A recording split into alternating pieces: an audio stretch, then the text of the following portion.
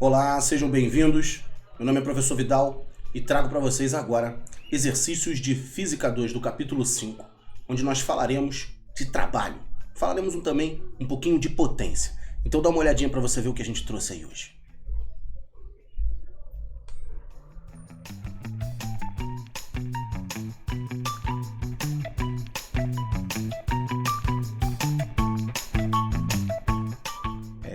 Rapaz, temos aí hoje exercíciozinhos. Opa, aqui fica bom. Temos exercíciozinhos então de trabalho. Não falaremos ainda de energia, porque ainda não entramos nesse tópico, mas trabalho e potência, tá bom? Então a tabela a seguir relaciona as massas que foram dependuradas na extremidade de uma mola e os diferentes comprimentos que ela passou a ter devido à deformação que sofreu. Essa é a questão de número 3 da Unesp. Estão vendo aí no materialzinho de vocês? Eu até tirei um print para colocar aí. Uma coisa importante nessa questão, ele fala que os diferentes comprimentos não são as deformações da mola, né? São os seus comprimentos finais. Então eu relaciono as massas que foram penduradas e os diferentes comprimentos que ela passou a ter devido à deformação que sofreu. Bom, observa que da primeira para a segunda aqui, ó. E da primeira para a segunda aqui, ó. Observa. Aqui eu aumentei 100 gramas, ó. E aqui eu aumentei 5 centímetros. Dá uma olhada? Aí se eu for de novo, ó, de 100 para 200, ó. De novo eu aumentei 100 gramas. E foi de 17 para 22 centímetros. E olha, 200 para 300, de novo 100 gramas. 22 para 27, de novo 5 centímetros. Olha lá. Então eu consigo visualizar o seguinte. Eu estou tendo, né, 100 gramas, ou o que seria melhor, né, uma massa de 0,1 kg pendurado na mola para uma deformação de 5 centímetros. Se nós fôssemos imaginar essa situação, se bem que é uma mola, né? Então o melhor não é colocar assim, não. Deixa eu voltar aqui, ó. Melhor é colocar assim, é uma mola, né? Então ela tem uma deformaçãozinha, ela tá assim, ó, esticadinha. Acho que assim também não ficou legal, não. Então vamos fazer na mão mesmo, pra ficar bonito. Aqui é assim, cara, a gente faz na hora, não tem edição. Não dá pra ficar editando tudo, né? Então a gente vai na hora. Como sair, saiu. Essa agora deu pra eu fazer uma coisita aqui. Aí repara bem. Só que eu acabei fazendo muito baixo, né? Sobe um pouquinho. Aqui fica demais. Não atrapalhando. Bota aqui assim. Ótimo. Agora sim. Repara. Primeira força que a gente vai marcar aqui pra baixo, ó, é o peso do corpo, né? E a força elástica, ó, tá aqui para cima, porque nós estamos pendurando as coisas, né? Então a gente está esticando a mola para baixo. Aí a mola faz força para cima de restauração, né? Assim que a força elástica acaba agindo, né? Vamos supor que ela estivesse presa aqui assim. Como se fosse um teto. Tá vendo lá? Então, na verdade, o que eu observo é o seguinte, ó. A força elástica, que é o nosso Kx, tem que ser igual ao mg, né? Então, K vezes, olha, não esquece de botar em metros, 5 vezes 10 é menos 2, é igual àquele 0,1, né? Vezes 10, né? Que vai dar 1, né? Então, isso aqui vai dar 100 sobre 5, né? 5 vezes 10 é menos 2 ali, vai acabar dando 100 sobre 5. Isso vai te dar 20 newtons por metro. Observa que isso é o sistema internacional de unidades, né? São 20 newtons para cada metro. Agora, ele pergunta pra gente ali embaixo, determine o trabalho em joules realizado pela força elástica quando deformada, aí agora ele deu a deformação de 20 centímetros. Observe, isso aqui foi só pra gente conseguir determinar a parte lá de cima da constante, tá? Eu agora quero o trabalho realizado pela força elástica. O trabalho da força elástica, ele tem uma equaçãozinha tradicional, lembra do meio de kx ao quadrado, ó? E eu já descobri o K ali, então fica meio de K. Atenção agora, hein? Eu não posso trabalhar com 20 centímetros. Isso vai me dar 0,2 metros, que é 2 vezes 10 é menos 1. Aí fica 2 vezes 10 a menos 1 ao quadrado. Olha só. Tá vendo lá? Vai ficar bonitinho, bonitinho, bonitinho. Show. Ih, não vai dar. Não vai dar, não vai dar, não vai dar. Vai ter que ficar aí mesmo. Porque se eu tirar daí vai sair a imagem também, vai dar uma complicação. Ó, corta aqui, ó. Vai dar 10, ó. Aí esse 10 corta com 10 a menos 1, tá vendo? Aí o que sobrou? Ó, o trabalho da força elástica. Ele ficou igual. Ó, esse 2 vezes 2 aqui, ó. Dá 4. Tá vendo? E aqui tem um 10 a menos 1, ó. Tá vendo? 4. E aqui tem um 10 a menos 1, ó. Foi o que sobrou, né? Então isso vai ficar 4 vezes 10 a menos 1. 0,4 joules de trabalho da força elástica. Show de bola? Muita atenção quando você estiver fazendo as continhas para não vacilar, né? Para não sobrar nenhum número, não ficar aí meio perdido no meio do caminho. Bastante atenção. Eu estava até olhando para ver se a gente não errou em nada. Se tiver algum erro, comenta aí, hein? Porque a gente está fazendo direto. Aqui é como se fosse ao vivo, cara. Ó, olha a próxima. Uma massa M desloca-se em linha reta do ponto A ao ponto B, retornando em seguida ao ponto de partida. Uma coisa importante, eu não sei como é essa trajetória. Por exemplo, vamos supor que essa trajetória fosse uma trajetória assim, por exemplo. Tá? Eu não sei. Eu sei que ele vai e volta, né?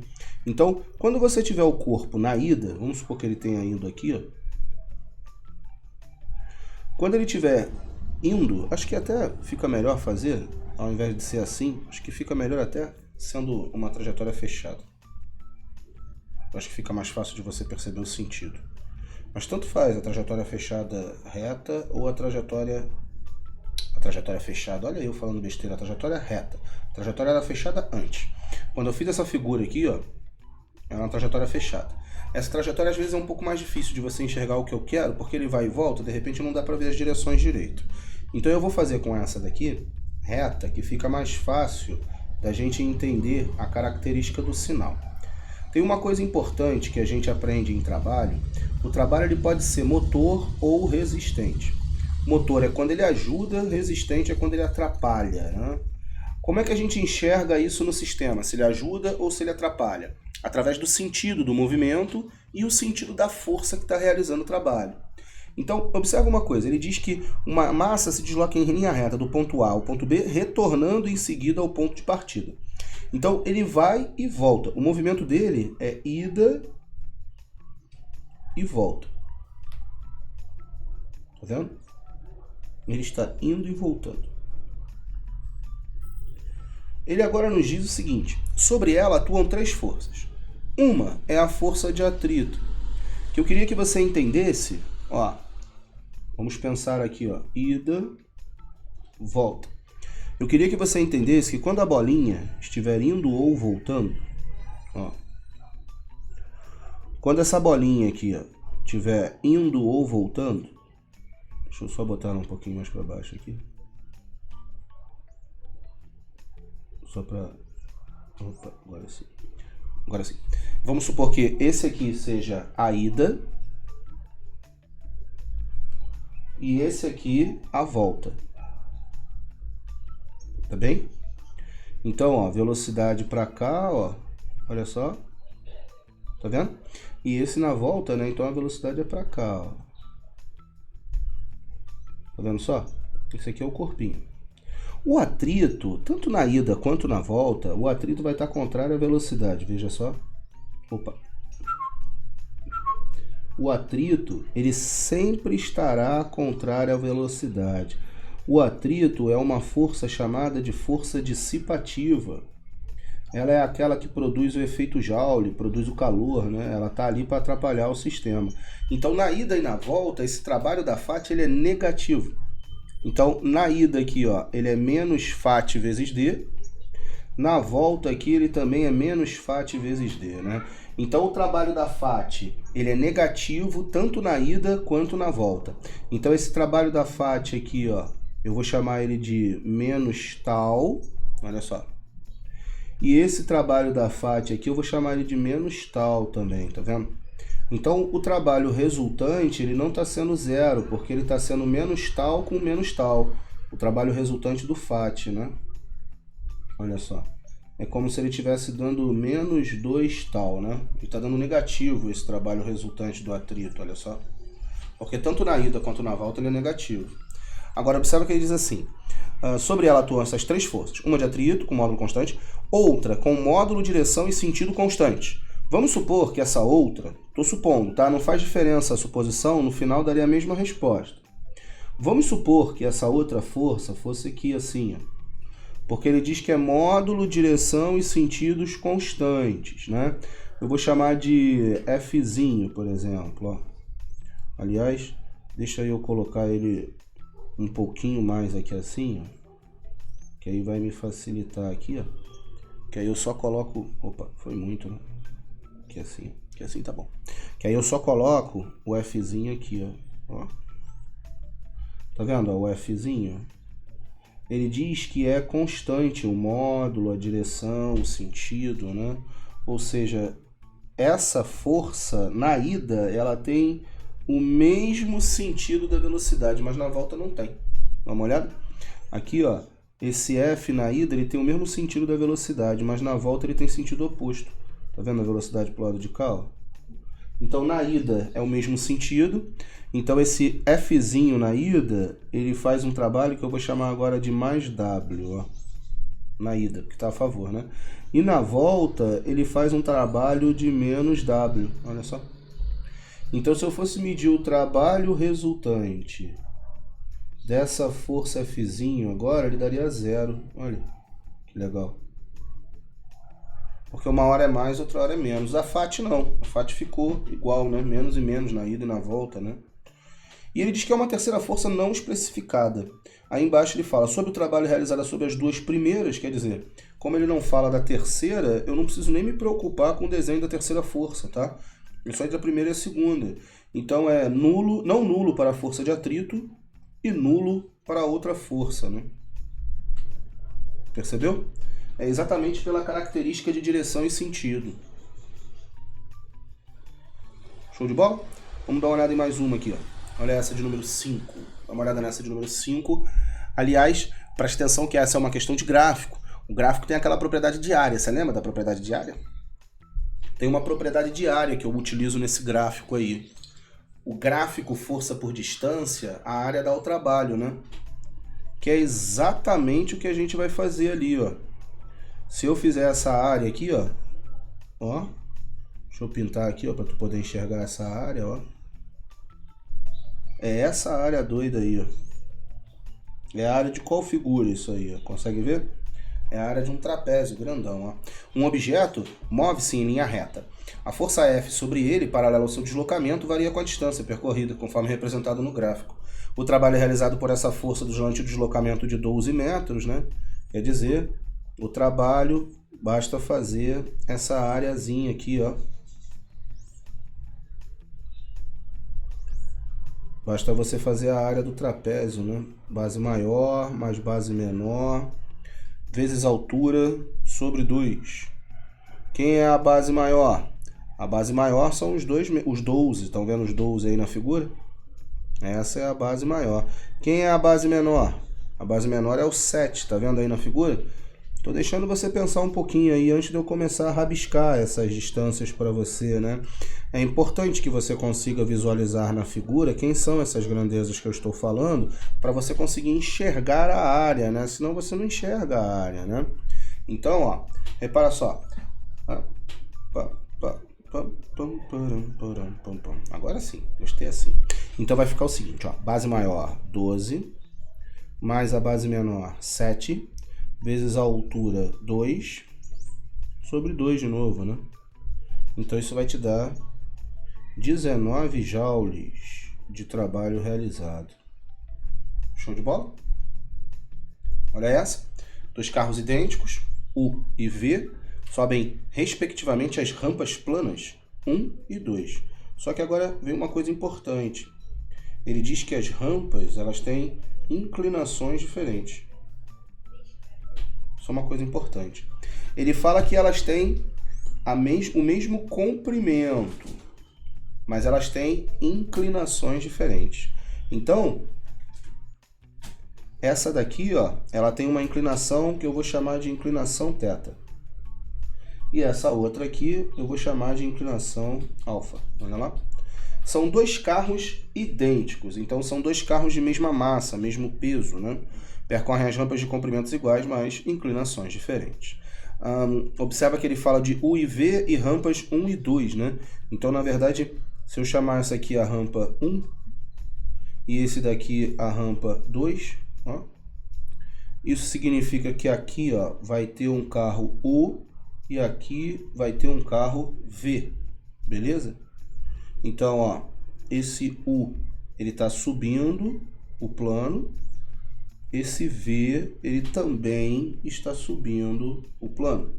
As massas são iguais, porém as inclinações são diferentes, né?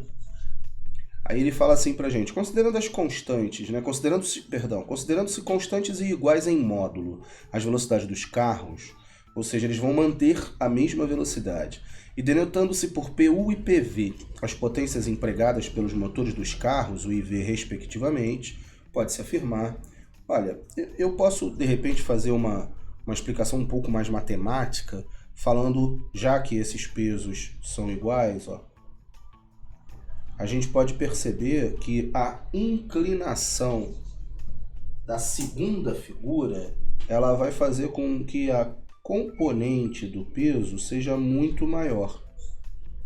Olha só, são dois pesos idênticos, né?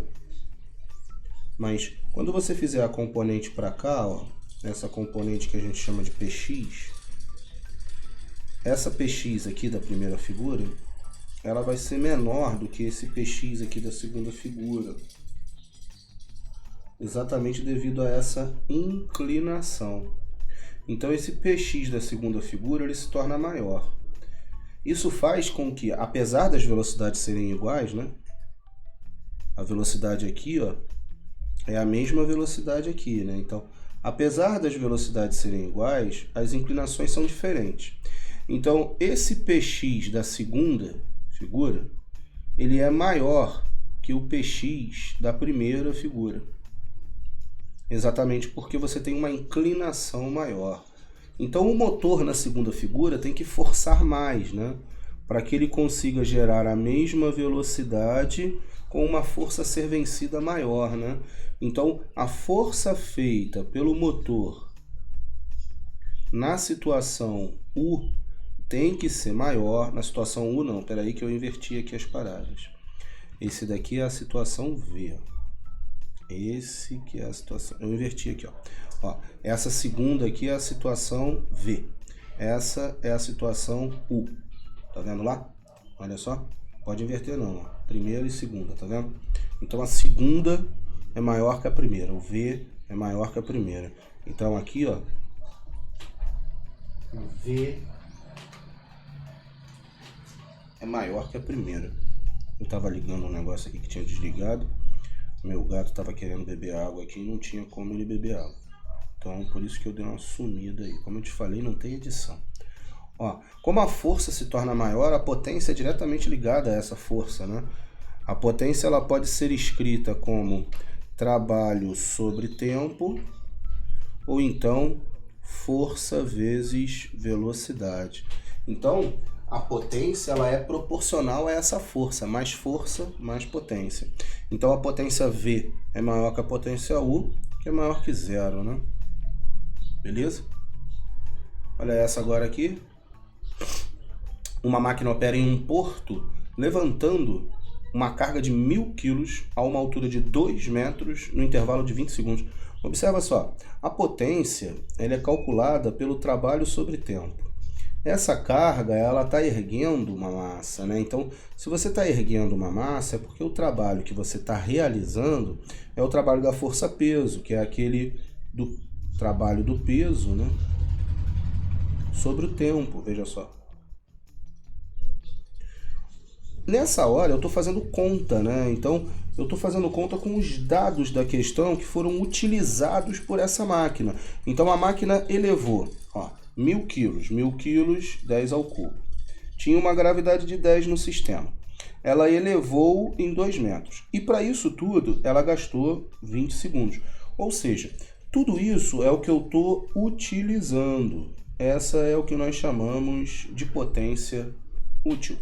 Logo depois ele fala ali, ó, sabendo-se que o rendimento da máquina é de 25%, ou seja, essa potência útil, ela corresponde a 25% de rendimento, né? Foi o que eu consegui usar em função do todo. Eu não sei o todo. Aliás, é o que ele quer perguntar. É por isso que eu estou falando com vocês desse jeito aqui, né? Para a gente não confundir os dois. O que eu quero é o todo, porque eu estou calculando o útil. Percebeu? Porque a pergunta da questão é quanto de potência essa máquina tem que ter. Olha lá, a potência da máquina em quilowatt. A potência da máquina é a potência total. Então vamos fazer a continha aqui, olha só. Primeiro vamos cortar esse 10 com 2 e o 20 de baixo, tá vendo? Aí eu vou achar uma potência útil de 1000, tá vendo que o 10 ao cubo ali é 1000, né? Isso aqui vai estar em 1 watt, ó, vai dar 1000 watts. 1000 watts é 1 kW, ó. Só que isso corresponde a 25%. Então vamos vir aqui para cima, ó, e vamos escrever o seguinte, ó, 25%, que é 0,25, né? Ele corresponde a 1 kW de potência útil. Então 1, que seria os nossos 100%, vai concluir, né? Vai calcular a nossa potência total, tá vendo? Então essa nossa potência total vai ser de 4 kW, olha só. Essa é a minha potência total de 4 kW. Percebeu aí como é que ficou a relação? Muita atenção quando você tiver essa perguntinha de útil total e dissipada. Falou em rendimento, presta bastante atenção. Se ele não comunicar nada de rendimento, vai trabalhando com a útil mesmo que você tem lá, belezão? Essa daqui, se eu não me engano, é a última. Essa é a nossa última questão, repara. O gráfico a seguir representa a potência em função do tempo com que o trabalho da força resultante atua sobre o corpo de massa 10 kg. Olha, quando nós falamos de potência, trabalho, a gente pode escrever que o trabalho é igual a potência vezes tempo. Lembra que a gente tinha escrito lá que a potência era o trabalho sobre tempo? O trabalho é a potência vezes tempo. E isso no gráfico é a nossa área.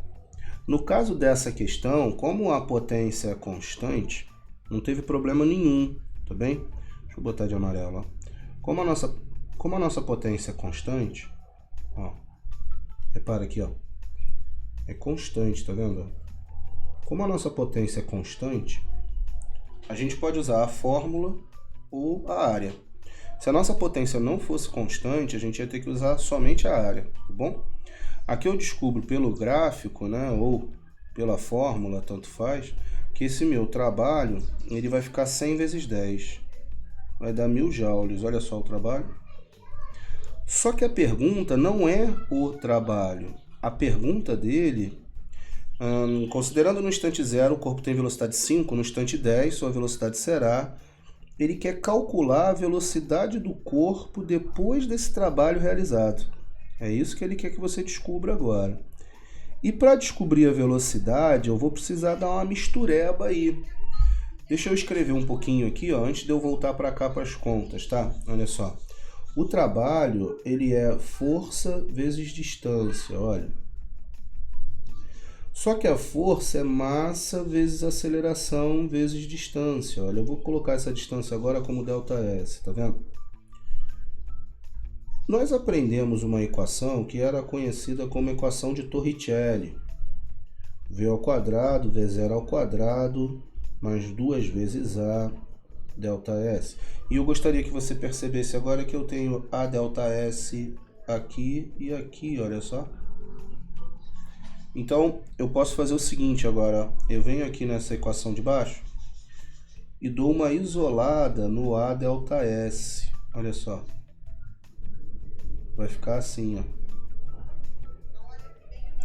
Aí eu vou pegar agora esse A ΔS aqui de cima, ó, e vou substituir por isso que eu acabei de achar embaixo no Torricelli, tá vendo? Aí vai ficar um negócio mais ou menos assim, ó, o trabalho igual a massa que multiplica V ao quadrado menos V0 ao quadrado sobre 2, que é o nosso A ΔS, olha lá.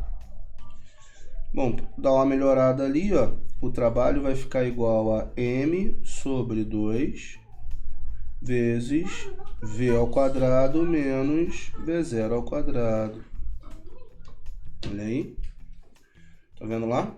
Então agora eu vou substituir os valores, ó. O trabalho é 1000, ó, 1000 igual a massa que é 10 sobre o 2, né? A massa não é 10? É sim, olha aqui, ó, a massa 10 ali, ó. Aí a velocidade final eu quero descobrir, né? Menos a inicial ao quadrado, que são os nossos 5 ao quadrado, ó. Então vamos fazer a continha agora para você ver aqui, ó. Corta aqui, ó. Aí 2 vezes 100 dá 200. Isso é igual a v ao quadrado menos 25. Joga para o lado de lá, ó, vai dar v ao quadrado igual a 225, onde a raiz disso 15 metros por segundo. Show de bola? Beleza? Bom, é isso. Não desista, continue se empenhando, fique em casa. Qualquer dúvida tu grita daí que a gente ajuda daqui. Um beijo grande e fica na paz da física.